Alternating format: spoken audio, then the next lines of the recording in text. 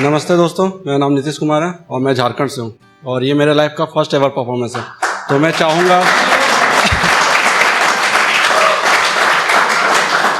चाहूँगा कि मैं अपनी पहली लिखी शायरी सुनाता हूँ, जिसका शीर्षक है कुछ लिखने की चाह। एक दिन क्या खूब हुनर दिखाऊंगा मैं अपनी स्याही का, पन्नों पे कुछ इस तरह से दर्द बिखेरूंगा, लोग वाह वाह करते रह जाएंगे, मंजर सुन मेरी तबाही का।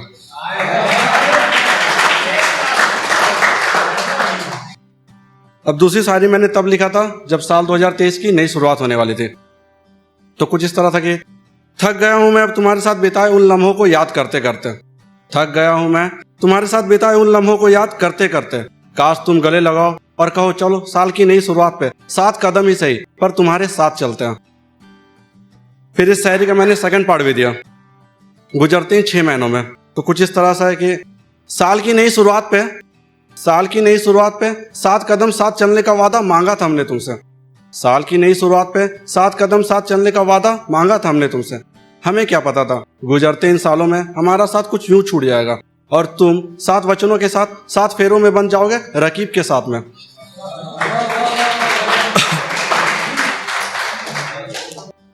और अब जो मैं शायरी सुनाने जा रहा हूँ वो मेरे दिल के बहुत करीब है और इसमें कुछ ऐसे एहसास है जो मैं चाहूँगा यहाँ पे मौजूद हर कोई रिलेट कर सके।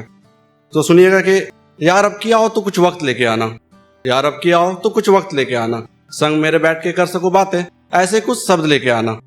हम आना इंस्टा पे तो होती है बातें, पर जो एक्सप्रेशन मैसेज टाइप करते वक्त दिख नहीं पाता, संग तेरे बैठ के खुली आंखों से देखना है मुझे किस तरह तुम खुल के हंसती हो, फिर हंसते हुए तुम्हारे वो खुले बाल, फिर अपनी उंगलियों से साइड करते वक्त घबराहट से निकली एक प्यारी सी मुस्कान।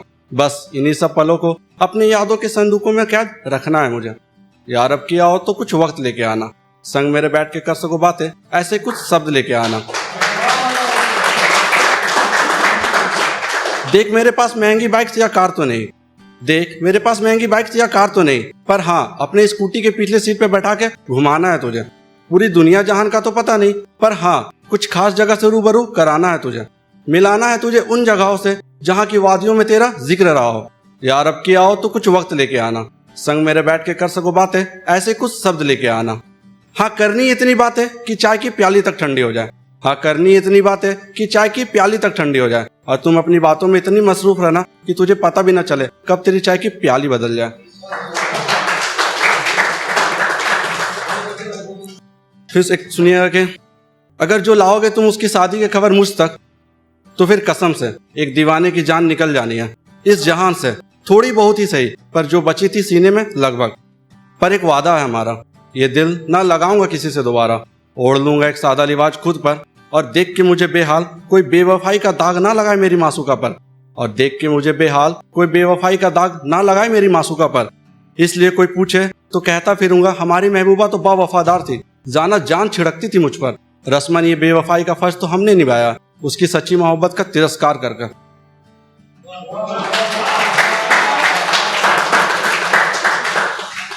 एक देखिएगा कि आंखों का इंतजार अब भी है मगर दिल मानता नहीं, वीरान सड़कें हैं मगर साथ चलने वाला वो साथी नहीं, मेरे घर से होकर गुजरती सड़कें गवाह इस बात की कि हम साथ चले थे कभी, मगर उनके गली के रास्ते अब हमें पहचानते नहीं। और एक सुनिएगा कि प्यार मोहब्बत से थोड़ा हटके, बहुत कर ली प्यार मोहब्बत की बातें हमने, आज उसकी बेवफाई पे कुछ लिखूंगा, और किस कदर उसने मेरे प्यार को ठुकराया, पन्नों पे अपने दर्द को कुरेद के जमाने के सामने उसे रूबरू करूंगा। और यूं तो मेरी शब्दों को पढ़ समझ जाओगी तुम मेरी लिखावट, पर एक वादा है हमारा, अपनी शेरो शायरी में कभी जिक्र भी तुम्हारा नहीं करूंगा। एक सुनिया के बाद मेरे मरने के मुझे क्यों मारते हो, और मेरे ख्वाबों में आके भला गैर का हाथ क्यों थामते हो, और ये असल जिंदगी में तुमने मुझे कम सताया था क्या, जो हमारे ख्वाबों में भी हमें तन्हा छोड़ जाते हो। एक लास्ट पापा के लिए कहना चाहूंगा, लिखा पापा के लिए अपने, यूं तो किसी की आंख दिखाने पे जमाने से हम भी लड़ लें, पर फिर पिता के सिखाए हुए संस्कार और उनका सम्मान आंखों के सामने कुछ इस कदर सा छा जाता है, मानो जैसे उनसे जीत के आना मेरे पिता की नजरों में वो हार बन जाता है। थैंक यू, शुक्रिया।